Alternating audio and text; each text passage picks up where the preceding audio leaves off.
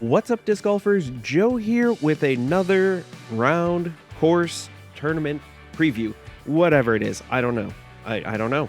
It's a little bit of everything. It's a preview of what's to come, which is basically the definition of a preview. So, thank you all for tuning in. We are talking Dynamic Discs Open. Yes, it is that time of year. And yes, this is the same tournament that we've come to grow and love over the years at Disc Golf Disneyland Emporia, Kansas. That's right, this was the Glassblown Open as it was named for a very long time, renamed, rebranded, retuned, reconfigured into the Dynamic Discs Open. Good times there. It is so exciting to go back to Emporia. And, well, we get a double dose of Emporia this year because they are hosting Worlds. They have completely redesigned Jones Park Disc Golf Course. There's no more Jones East, no more Jones West. East meets West. They have come together like the Sharks and the other ones from West Side Story. I don't remember. I've seen it once a very long time ago. But they came together to form not a safari layout, but Jones Park Supreme layout. Now, you better not be chicken. Supreme is a difficult course. Brand new layout that nobody's played. There are some callbacks to previous layouts. Previous holes were kind of used and retooled, but for the most part, according to Eric McCabe, when he talked to PDGA Radio, everything has been changed, and 90% of the course is different. Yes, that is crazy. Crazy. He got the idea last year, after Dynamic Discs Open, to rework things, make it harder, because Jones East and West Safari was not as difficult as he was hoping it would be. And the sport has basically outgrown what Jones Park originally was. 20 years ago, 10 years ago, that was a great course, and it still is a great course, don't get me wrong, but the skill level of the pros has just outgrown this, so they had to rework and retool it, and that they did. This course comes in at, on the MPO side, a par 65, 10,762 feet.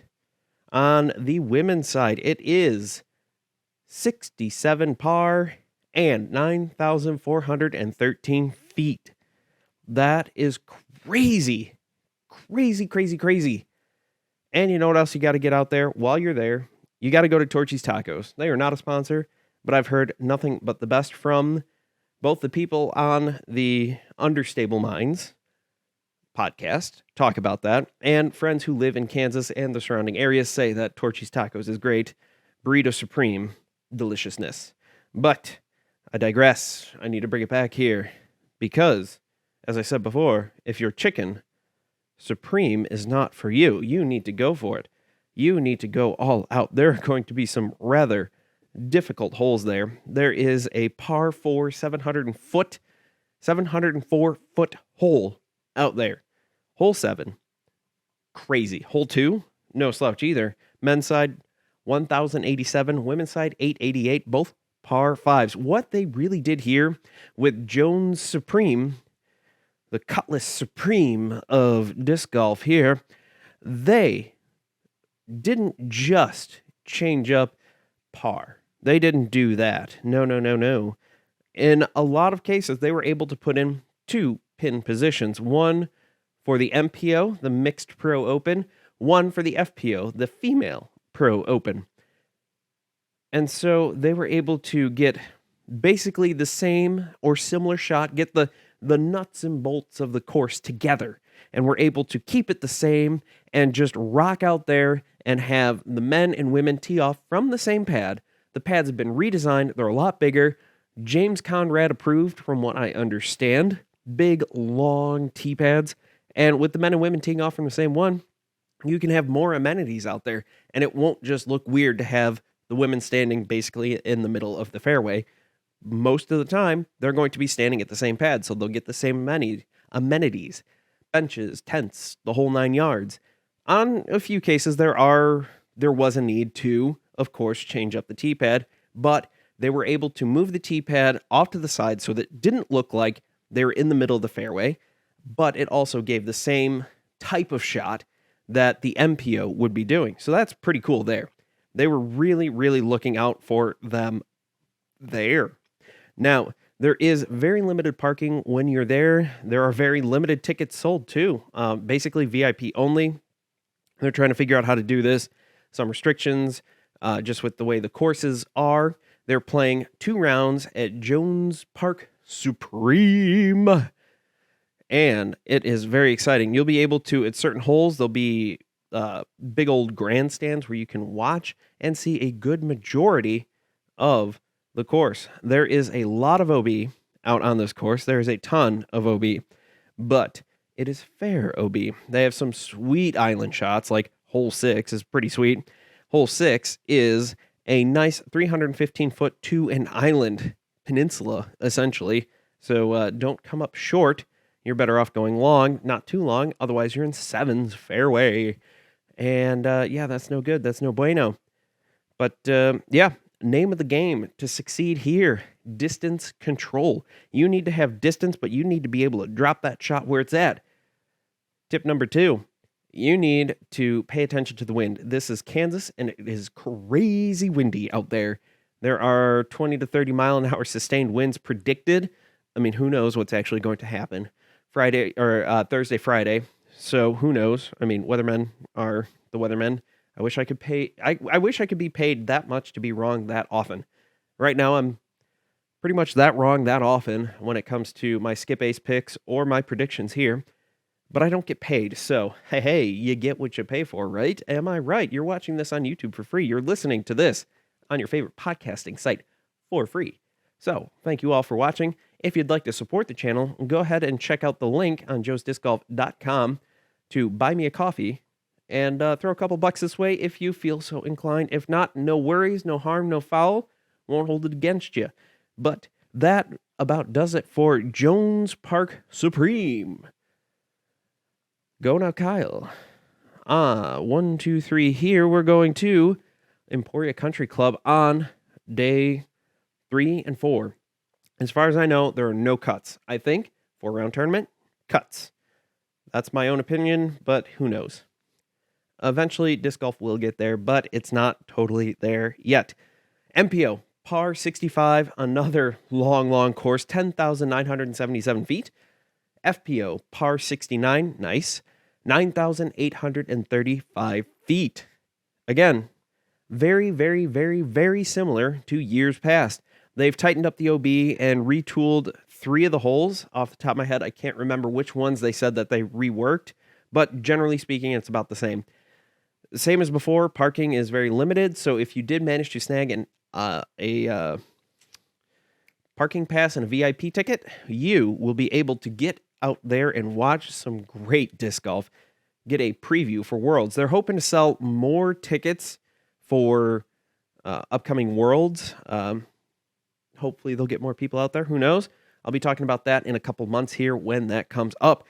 But this is, despite being a ball golf course, pretty decently wooded, all things considered. You do have your big open bomber holes, like hole 1, which is 1,224 feet for the men and 999 for the women. However, there is a lot more OB on this one. You have to watch out and stay off the ball golf fairway if you want to stay clean. So again, just like Supreme. Go knock out 1, 2, 3. You do need distance control. You need to make sure that you keep it in bounds. You can't just grip and rip, so to speak. You do have to grip and tear, I would say. Not necessarily rip. You'd have to tear a little bit just to make sure that you are keeping things in the fairway. You don't need to go out of bounds. There are going to be some big numbers out there between the wind and the OB. So there you go. Those are 2 of your tips that are good for both courses. That being said, it's going to be exciting. Now, who are we going to see? Who are we going to see at top? Last year's winners were Paul Macbeth and Haley King. It's going to be hard to tell this one. This one is a lot longer course, a lot trickier with the wind. And with that, here are my top 3 predictions. I don't think we're going to see Kevin Jones up there at the top again because of the distance control. He's a good disc golfer, but let's see with his distance control. I think up at the top in third place, we're probably going to see Chris Dickerson. I think he's going to keep the disc. He's going to be able to keep the disc low and keep it in bounds. He's going to do great there. I think Ricky is going to excel at this tournament because he'll be able to bomb it out just a little bit further than Chris Dickerson. And of course, you can't bet against the favorite. You're number one until you aren't, Mr. Paul Macbeth. On the women's side, Kristen Tatar came off a huge win here at Jonesboro, winning by 10 strokes. And after that, my predictions went completely out the window. So I don't even know. Haley King won it last year. I think, again, she could pull some magic out of her hat, but who knows? Valerie Mondahano has been playing hot as well. Kristen Tatar hasn't missed a podium, and I'm not going to take that from her. I have Kristen Tatar taking this down for back-to-back wins, I think. That's what I'm going with. Second place, I'm going to go with Haley King. In third place, this is going to be tough. My gut is saying Katrina Allen because she can bomb it out there, and we'll see. The wind will be the great equalizer. I can't wait to watch this. I can't wait to see what they do in the wind. This past weekend, I played in some crazy wind, and I know how tough it was, and the holes were far easier and far shorter than what these pros have to deal with. So I will be excited to see what's going on there. So this is all starting up. They're going to have coverage on the Disc Golf Pro Tour Network, of course. Tee times are listed here. The women, your lead card will be teeing off at 9:20 in the morning. So that means coverage will be starting about 9 a.m. Central Time. So that will be 8 a.m. Eastern Time, give or take. Yep, nice early start there. On the men's side, your lead card will be teeing off at 2:50 p.m. with Chase going at 2:34. So expect coverage to start right around 2:30 Central Time. For your Chase card, you have Kona, Panis, Rebecca Cox, Katrina Allen, and Kristen Tatar. For your lead cards, you have the thrilling pairing here. This is actually very exciting here. You've got Paige Pierce, Valerie Mondahano, Haley King, and Macy Veladiaz. That's another person who I think could definitely crack the top 10 or top 5 on the FPO is Macy Veladiaz. She can rip it pretty good. Question is, can she keep it in bounds? But I guess time will tell. Your Chase card for the men's side, teeing off at 2:34 p.m. You got Ricky Wysocki, Chris Dickerson, Mason Ford, and Gavin Babcock. On lead card, teeing off at 2:50 p.m. Central Time, Simon Lizotte, Matthew Oram or Matty O, Paul Macbeth, and Gavin Rathbun. I'm excited to see what Gavin can do. He looked fine at Jonesboro, being his first tournament back.